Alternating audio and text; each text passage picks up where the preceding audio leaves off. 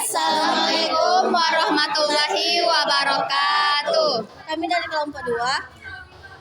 Perkenalkan nama saya Muhammad Larafa. Perkenalkan nama saya Dizain Akli. Perkenalkan nama saya Ahmad Sofian. Perkenalkan nama saya Faris Muhammad Akbar. Perkenalkan nama saya Anissa Rizky Jailani. Perkenalkan nama saya Nurul Asari Alsa. Perkenalkan nama saya Natasha Asis. Perkenalkan nama saya Zurika Angel. Di sini kami akan menjelaskan tentang analisis mengenai dampak lingkungan atau AMDAL dalam pembangunan berkelanjutan. Baik, selamat menyaksikan. Pengertian AMDAL. AMDAL adalah kajian mengenai dampak penting suatu usaha dan kegiatan yang direncanakan pada lingkungan hidup yang diperlukan bagi proses pengambilan keputusan tentang penyelenggaraan usaha atau kegiatan yang dapat menimbulkan perubahan terhadap lingkungan hidup. Komponen lingkungan hidup dapat dibedakan menjadi komponen makhluk hidup biotik dan komponen benda mati abiotik. Fungsi AMDAL sebagai bahan bagi perencanaan pembangunan wilayah. Yang kedua, membantu proses pengambilan keputusan tentang kelayakan lingkungan hidup dari rencana atau usaha kegiatan. Yang ketiga, memberikan masukan untuk penyusunan desain rinci teknis dari rencana usaha. Yang keempat, memberikan masukan untuk penyusunan rencana pengelola dan pemantauan lingkungan hidup. Yang kelima, sebagai masukan dengan pertimbangan yang lebih luas bagi perencanaan dan pengambilan keputusan sejak awal dan arahan atau pedoman bagi pelaksana. 3. Manfaat AMDAL. A. Bagi pemerintah. 1. Menghindari perusakan lingkungan hidup seperti timbulnya pencemaran air, pencemaran udara, kebisingan, dan lain sebagainya, sehingga tidak mengganggu kesehatan, kenyamanan, dan keselamatan masyarakat. 2. Menghindari pertentangan yang mungkin timbul, khususnya dengan masyarakat dan proyek-proyek lain. 3. Mencegah agar potensi sumber daya alam yang dikelola tidak rusak. 4. Mencegah rusaknya sumber daya alam lain yang berada di luar lokasi proyek, baik yang diolah proyek lain, masyarakat, ataupun yang belum diolah. B. Bagi pemilik modal. 1. Menentukan prioritas peminjaman sesuai dengan misinya. 2. Melakukan pengaturan modal dan promosi dari berbagai sumber modal. 3. Menghindari duplikasi dari proyek lain yang tidak perlu. 4. Untuk dapat menjamin bahwa modal yang dipinjamkan dapat dibayar kembali oleh proyek sesuai pada waktunya sehingga modal tidak hilang. Konsep AMDAL, pembangunan berkelanjutan adalah proses pembangunan jalan, kota, bisnis, masyarakat, dan sebagainya yang berprinsip memenuhi kebutuhan sekarang tanpa mengorbankan pemenuhan kebutuhan generasi masa depan. Pembangunan berkelanjutan artinya memperhatikan dan mempertimbangkan dimensi lingkungan hidup untuk memperbaiki kerusakan lingkungan hidup. Pembangunan berkelanjutan dilatar belakangi dengan adanya keinginan dari PBB untuk mengulangi dan memperbaiki masalah kerusakan lingkungan yang terjadi. Konsep pembangunan berkelanjutan merupakan kesepakatan global yang dihasilkan oleh KTT Bumi Rio de Janeiro pada tahun 1992. Di dalamnya terkandung dua gagasan penting, yaitu Gagasan kebutuhan, khususnya kebutuhan pokok manusia untuk menopang hidup. Di sini yang diprioritaskan adalah kebutuhan kaum miskin. Gagasan keterbatasan, yakni keterbatasan kemampuan lingkungan untuk memenuhi kebutuhan baik masa kini maupun masa yang akan datang. Pembangunan berkelanjutan memerlukan faktor lingkungan untuk mendukungnya. Otto Suwarmoto 1977, yaitu faktor tersedianya sumber daya yang cukup, faktor terpeliharanya proses ekologi yang baik, faktor lingkungan sumber daya yang ekonomi yang sesuai. Untuk hal tersebut, pengelolaan lingkungan untuk pembangunan harus didasarkan pada konsep yang lebih luas, mencakup dampak lingkungan terhadap proyek, pengelolaan lingkungan proyek yang sudah operasional, perencanaan dini pengelolaan lingkungan untuk daerah yang belum mempunyai rencana pembangunan.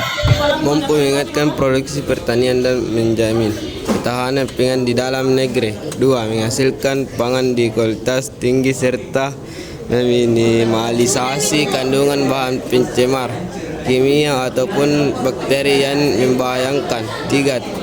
Tidak merugi dan merusak kesuburan tanah, tidak mengingatkan erosi. 4. Mendukung dan menopang kehidupan masyarakat pedesaan dengan meningkatkan kesempatan kerja serta menyediakan penghidupan layak bagi petani. 5. Tidak membahayakan kesehatan masyarakat yang bekerja atau hidup di lingkungan pertanian dan bagi yang mengonsumsi hasil pertanian.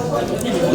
Melestarikan kandang, meningkatkan kualitas lingkungan hidup di lahan pertanian dan pedesaan, serta melestarikan sumber daya alam dan keanekaragaman hayati. C. Pertambangan berkelanjutan dalam Undang-Undang Republik Indonesia Nomor 4 Tahun 2009 tentang pertambangan mineral dan batu bara. Kegiatan berkelanjutan merupakan kegiatan yang diawali dengan eksplorasi,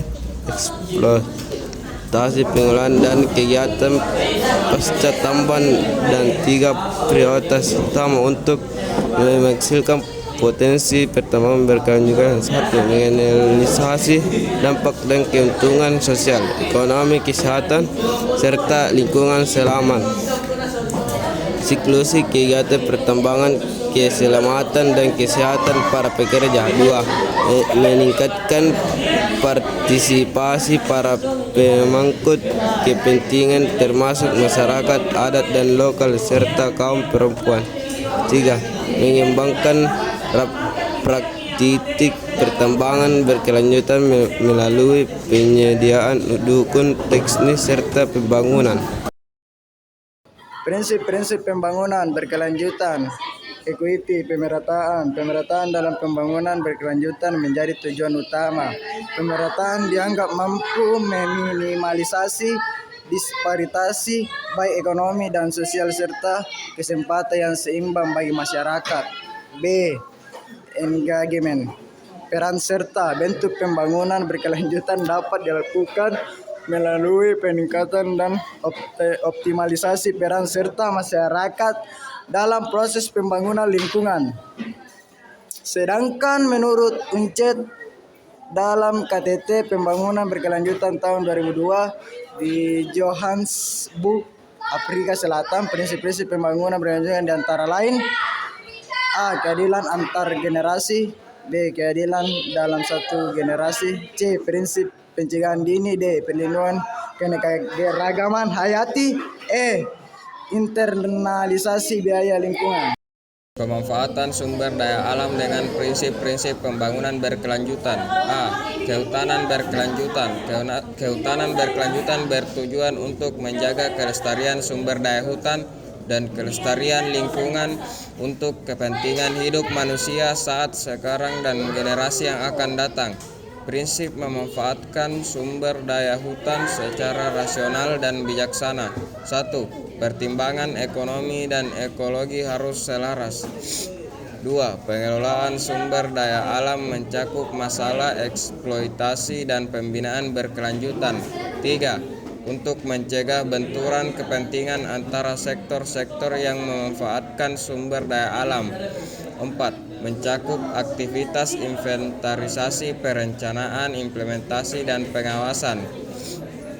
5. Mempertimbangkan sumber daya alam dan lingkungan hidup merupakan ekosistem yang bersifat kompleks. B. Pertanian berkelanjutan. Secara umum, pertanian berkelanjutan bertujuan untuk meningkatkan kualitas kehidupan, equality of life. Untuk mencapai tujuan tersebut, menurut Mangguyat, ada beberapa kegiatan yang diperlukan. Beberapa kegiatan itu antara lain adalah meningkatkan pembangunan ekonomi, memprioritaskan kecukupan pangan, meningkatkan pengembangan sumber daya manusia, dan menjaga stabilitas lingkungan. Industri berkelanjutan. Kegiatan industri terhadap 3 hal secara signifikan, yaitu kepada faktor ekonomi, faktor sosial, dan faktor lingkungan. Pengaruh industri terhadap ekonomi dan sosial adalah pengaruh positif, di mana kegiatan industri menciptakan lapangan kerja dan meningkatkan pendapatan negara. Sementara itu, pengaruh industri terhadap lingkungan, yaitu berupa pencemaran lingkungan, adalah pengaruh yang merugikan. Nah, berikut prinsip-prinsip yang perlu diperhatikan dalam aktivitas di sektor industri, yaitu 1. Menggunakan sumber daya alam secara berkelanjutan. 2. Menjamin kualitas hidup masyarakat di sekitar lokal penambangan. 3. Menjaga kelangsungan hidup ekologi sistem alami atau environmental system. Hambatan dalam pelaksanaan kegiatan industri berkelanjutan sebagai berikut, yaitu 1.